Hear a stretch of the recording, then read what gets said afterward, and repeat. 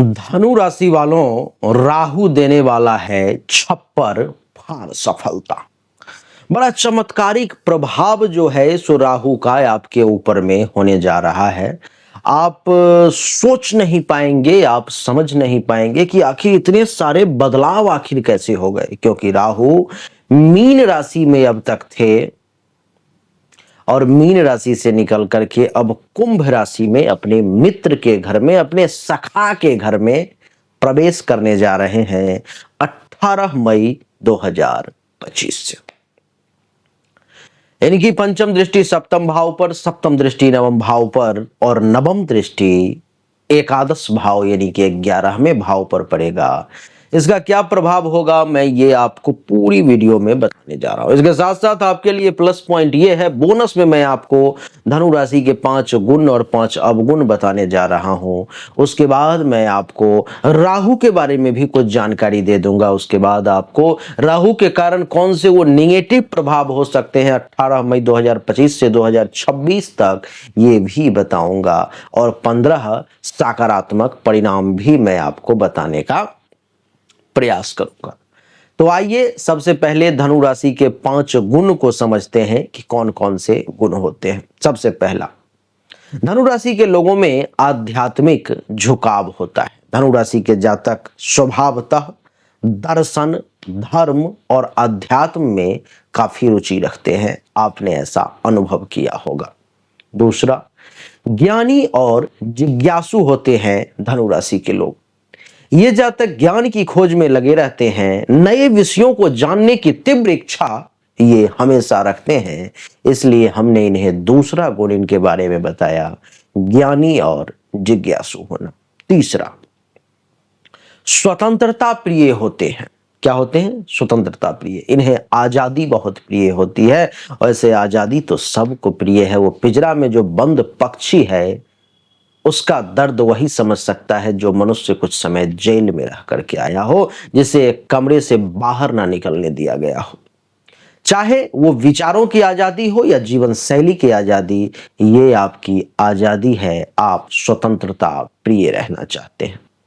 धनु राशि के लोगों का जो अगला गुण है वो है कि ये ईमानदार और स्पष्ट वक्ता होते हैं। अपने विचारों को बेझिझक कहने वाले होते हैं। भले ही सामने वाला व्यक्ति बुरा मान जाए, इससे कोई फर्क नहीं पड़ता, लेकिन भाई मेरा मत ये है तो मैं तो ये रखूंगा सामने, ऐसी इनकी सोच होती है। उत्साही और आशावादी होते हैं। जीवन में सकारात्मक दृष्टिकोण रखते हैं और चुनौतियों को आत्मविश्वास के साथ स्वीकार करते हैं कि आ जाओ, जो है उसको मैं देख लूंगा, टकरा लूंगा, चुनौती के बिना कैसे जिंदगी, ऐसा भी सोचते हैं। ये तो 5 सकारात्मक परिणाम हुए या यूं कहूं तो गुण हुए जो आपको धनु राशि के लोगों में देखने को मिलते हैं। लेकिन अब मैं 5 अवगुण आपको बताने जा रहा हूं कि कौन कौन से वो 5 अवगुण है जो धनु राशि में नकारात्मक चीजें जो आपको देखने को मिल सकती है। सबसे पहला है अत्यधिक स्पष्टवादिता। कई बार इनकी ईमानदारी दूसरों को बड़ी कड़वी लग जाती है और वो इनके दुश्मन बन जाते हैं। तो बोलना अच्छी बात है, लेकिन बहुत ज्यादा स्पष्टवादी होना, भाई ये कलयुग है। सतयुग में नहीं बर्दाश्त किया गया तो कलयुग में कौन बर्दाश्त करेगा। आज बाप बेटा की नहीं सुन रहा, बेटा बाप की नहीं सुन रहा, पति पत्नी के नहीं सुन रहे, तो इतना अधिक स्पष्टवादी होना भी ठीक नहीं है। दूसरा अवगुण अधीरता। जल्दी निर्णय लेना और धैर्य की कमी इनकी कमजोरी हो सकती है। ये तुरंत निर्णय लेना चाहते हैं कि अभी करना है, ये कर रहे हैं तो अभी कर देना है। पेशेंस की कमी होती है, जिसके कारण से कई बार इनको नुकसान का सामना करना पड़ जाता है। गर्व और अहंकार। धनु राशि के लोग, ये मुझे कहने में थोड़ा भी हिचक नहीं है कि परम ज्ञानी होते हैं, लेकिन यही इनकी कमजोरी है, क्योंकि अपने ज्ञान या नैतिकता पर इन्हें अत्यधिक विश्वास नहीं, इन्हें अहंकार होता है, जिसके कारण से लोग इन्हें घमंडी मान लेते हैं। लोग आपके सामने में चर्चा करे या ना करे, लेकिन मैं आपको बता रहा हूं, लोग ये मानते हैं कि ये जो व्यक्ति है थोड़ा ज्यादा अपने आप को जमाना चाहता है, दिखाना चाहता है, सब पर में प्रभाव जमाना चाहता है, अहंकारी है, घमंडी है। इस प्रकार के भाषा का आपके बारे में पीछे में लोग प्रयोग कर सकते हैं। अवास्तविक आदर्शवाद, क्या अर्थ है इसका? ये जातक कभी कभी व्यवहारिकता से दूर चले जाते हैं और जो धरातल पर नहीं है, यानी कि धरती पे नहीं है, व्यवहार में नहीं है, उन चीजों को ये लोगों के ऊपर में थोपना चाहते हैं, जिसके कारण से इनको अवास्तविक जो है सो आदर्शवादी कहा जाता है। जिम्मेदारियों से बचना, स्वतंत्रता की चाह के चलते कभी कभी ये जिम्मेदारियों से दूर हो जाते हैं, अपनी जिम्मेदारियों से ये भागने लगते हैं। तो जिम्मेदारी ले, भागने का प्रयास ना करें। स्वतंत्रता अच्छी बात है, लेकिन आप नहीं करेंगे अपने घर का, अपने लोगों की जिम्मेदारी आप नहीं लेंगे तो फिर वो कौन लेगा? ये वो 5 गुण और अवगुण थे जो हमने आपको धनु राशि के बारे में बताया। ये मेरा एनालिसिस है, आपका क्या एनालिसिस है इसमें? ये कितना प्रतिशत सही है? 80, 90, 95 या पूरे के पूरे 100%? आप हमें जरूर कमेंट करके बताएं। और इसे पर्सनली अगर जन्म कुंडली या हस्तरेखा के साथ 100% पक्का 100% जानकारी चाहिए सही तरीके से, तो अपनी जन्म तारीख, जन्म समय, जन्म स्थान, दोनों हाथ के हथेली का फोटो सामने दिए गए नंबर पर में आपको भेजना है। जो शुल्क होगा आप जमा करेंगे, आपको उचित जानकारी जो है सुनिश्चित तौर पर में मिल जाएगी।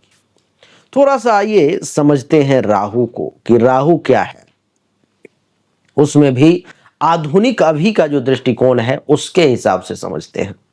राहु वैदिक ज्योतिष में देवी और सज्जनों एक छाया ग्रह के तौर पर में माना जाता है, जिसका भौतिक अस्तित्व, वास्तविक अस्तित्व कुछ भी नहीं है। यह चंद्रमा और सूर्य के बीच पड़ने वाली ग्रहण बिंदु है, जिसको अंग्रेजी में उत्तर नोड, नॉर्थ नोड कहा जाता है।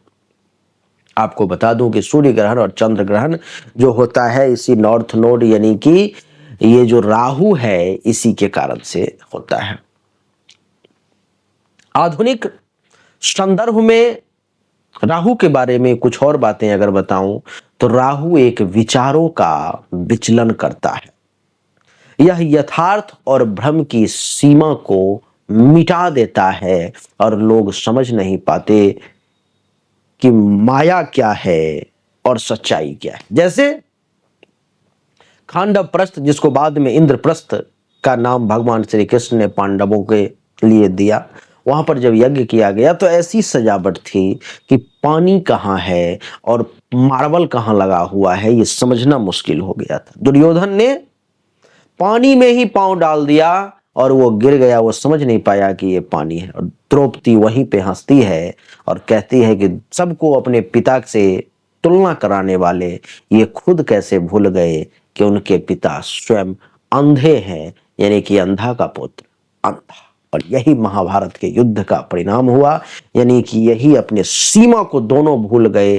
द्रौपदी भी, दुर्योधन भी, दोनों भ्रम और यथार्थ की स्थिति को समझ नहीं पाए। यही काम ये राहु करता है। यह तकनीक, आर्टिफिशियल इंटेलिजेंस यानी कि एआई, सोशल मीडिया, ग्लैमर और वैश्विक सोच का जो प्रतिनिधित्व करता है वो कौन है? राहु है। और क्या है राहु? राहु प्रलोभन है, राहु छल है, राहु लालच है, भ्रम है और गुप्त शक्तियों से जुड़ा हुआ प्रभाव भी राहु है। सकारात्मक रूप में अगर देखें तो राहु साइंस है। आज जो आप साइंस विज्ञान पढ़ रहे हो, इतना वैज्ञानिकों को देख रहे हो, इतना टेक्नोलॉजी देख रहे हो, ये सब राहु है। इनोवेशन है राहु, रिसर्च है राहु, ग्लोबल पर्सपेक्टिव है राहु। ये सकारात्मक है ये राहु। नकारात्मक क्या है राहु में? तो व्यसन है राहु, यानी कि नशा, मानसिक भ्रम है राहु, अवैध कार्य 2 नंबर का काम है राहु, और छल में ले जाने वाला डिसीजन या किसी के साथ छल करना, ठगना, प्रपंच करना, वो भी है राहु। डिवियर सज्जनों, राहु धनु राशि की कुंडली के तीसरे भाव में विराजमान है, तो इसके क्या सकारात्मक और नकारात्मक परिणाम होंगे उसको समझिए। तीसरे भाव में है, तीसरा भाव साहस, संचार, छोटे भाई बहन, प्रयास, यात्रा, इन सब का होता है। दृष्टि पंचम सप्तम भाव पर में है तो विवाह का भाव होता है, पार्टनरशिप का भाव होता है। सप्तम दृष्टि नवम भाव पर में है तो धर्म, भाग्य, गुरु, इन सब का भाव होता है। नवम दृष्टि एकादश भाव पर में है तो लाभ, मित्र, इच्छा, आकांक्षा, भाई बहन इत्यादि का होता है। आइए अब इसके 15 परिणाम को समझते हैं कि इस भाव में बैठने के कारण और इन चीजों पर दृष्टि डालने के कारण क्या 15 सकारात्मक परिणाम हो। प्रबल संचार क्षमता, यानी कि वाणी में करिश्मा होता है, खास करके सोशल मीडिया या प्रचार माध्यमों से इनको सफलता मिलने का योग बना रहा है राहु। बोलने से प्रभावित करना, भाषण, लेखन, ब्लॉग, यूट्यूब जैसे क्षेत्र में आप अपना प्रभाव चाहे तो इस समय में दिखा करके हायर ग्रेड पे पहुंच सकते हो।